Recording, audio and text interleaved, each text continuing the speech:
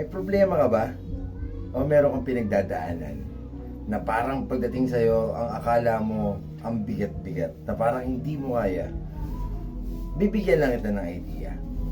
Pumunta ka sa isa sa mga pinakamalalapit na kaibigan mo o pinakamalapit na kamag-anak mo na pwede mong pagsabihan ng kahit na ano, lalo na nung kung ano man yung nasa loob mo.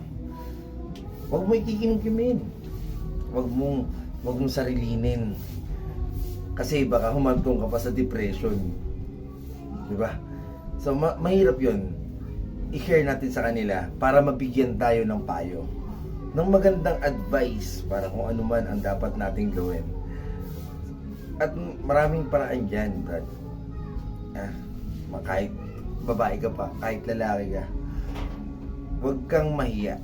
Ilabas mo. Kasi hindi mo pwedeng kimkimin yan. Pag kinimkim mo yan, pag naipon yan, baka sumabog. Baka hindi mo makayanan. Mauwi ka pa sa suicide. Iwasan natin yon. Iwasan natin.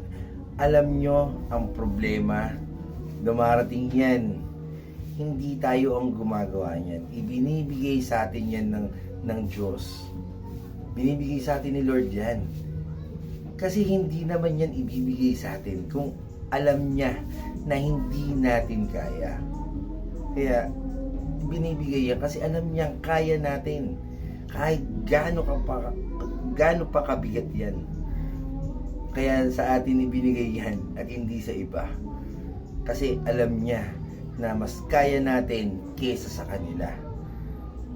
So, napakaganda kung meron kang pagsasabihan, huwag mong sasarilinin.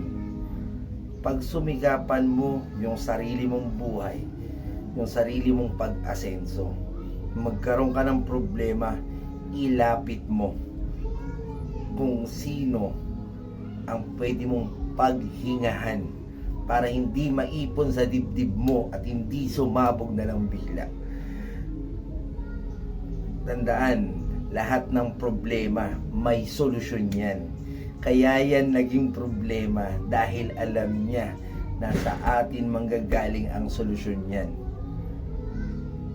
So good luck.